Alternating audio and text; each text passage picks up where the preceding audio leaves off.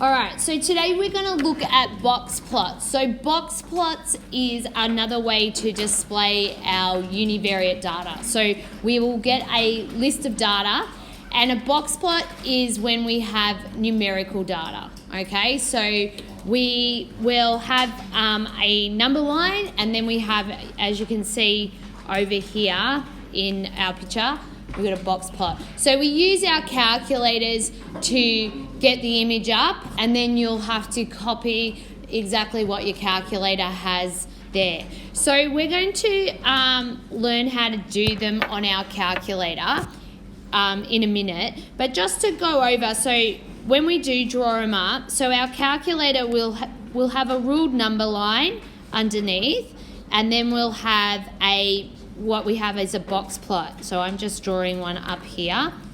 Okay, so this first, in this instant, this bit here is the lowest value or the minimum. Okay, now in this instance, because that dot represents an outlier, so but that dot is still the maximum. So what does this line here, this is the next highest. Okay, so your whisker is actually going to the next highest if there's an outlier. Okay, now this line in the middle will indicate the median. This first line indicates Q1, and this last line indicates Q3. Now it's really important to have your ruled number line, and also you'd have your label, because you have to make sure that they measure up, because the sizing of these boxes make a difference, and we describe it differently. We say something different if they look different, and we'll look at that in a minute. So what we're going to do is we do these on our calculator. So we're going to give this a go, and so we're going to go into lists and spreadsheets, and we're going to type in this list in here in your notes. So there's a list of ages. So the first thing we need to do is go to lists and spreadsheets. So I'm going to pause the video and we'll do one together.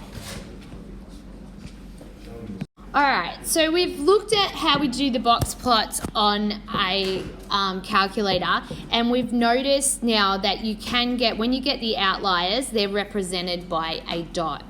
So what I said before is that the calculator works out a value, and it's called like a fence, and we have like an upper fence, so I might say whatever, the upper fence, and then we have a lower fence.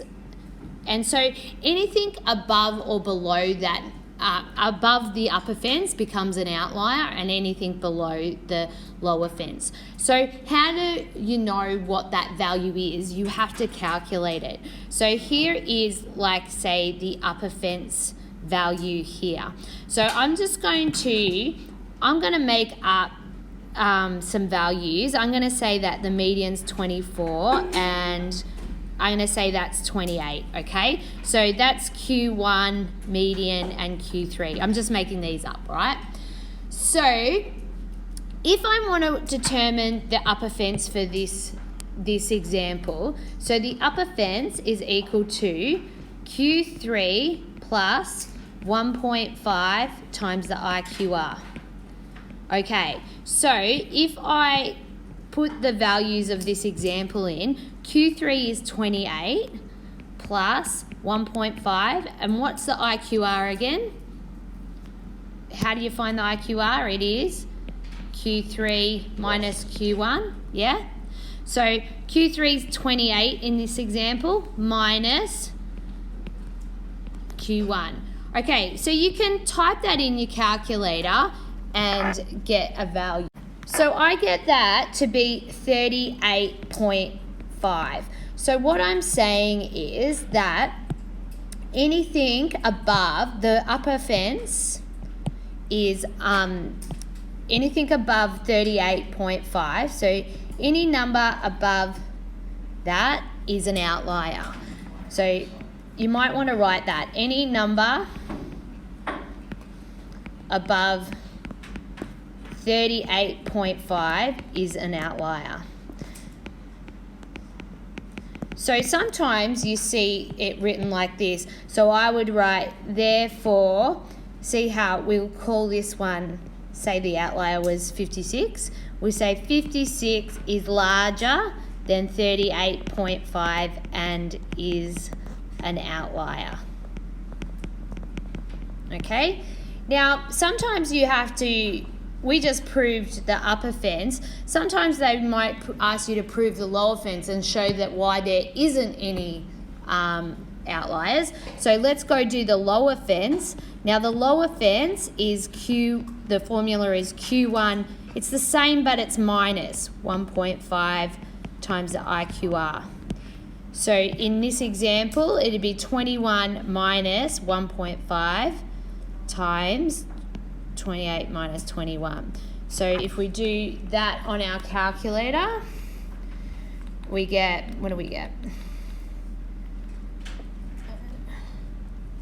We get 10.5. So down at 10.5, we saw that the lower fence, and there's no number lower than 10.5 in this example. So there's no lower outliers. Okay, so if they ask you to show, they might say the word show, prove, there's outliers. You have to do this. You have to do what I just did. You have to do that, okay? So if they say show that that's an outlier, and then you have to have the statement that that number is bigger than that, that is why it's an outlier, okay? So in year 12, that's what they're looking for. You will not get the mark unless you write that.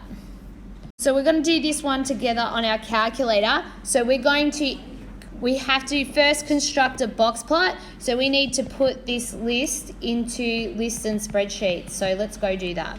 All right, so we've popped our lists into lists and spreadsheets, and we've created our box plot. So as I said, you can hover over your over the dots and things, and we could write in all the numbers. So I'm just going to write them there on my box plot. So this would be what you'd copy down into your books. So you'd use that number line underneath. So you'd go 0 to 65, and then just make sure that you're roughly things. So the first highest value that wasn't an outlier was 18.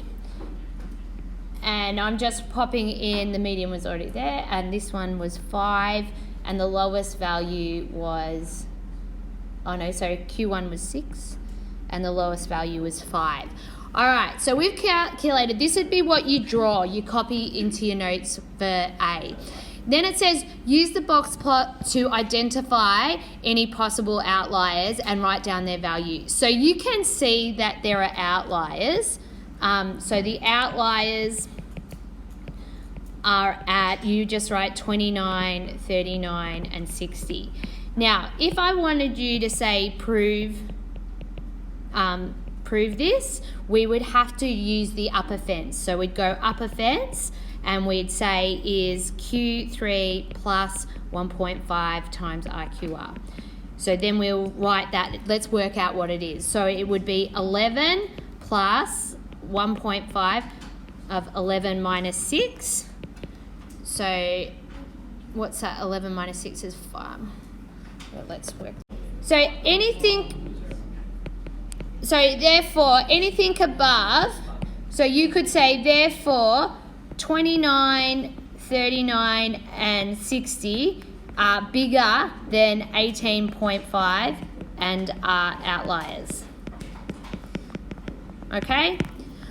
Okay, once we've done the box plots, we describe the shape. So like in the histogram, so you can see here, a histogram that had the towering like that is symmetric. So a box plot that is symmetric, this box here is the same size as the one next to it. So that those two boxes are the same when they're symmetric. So we're saying those two distances.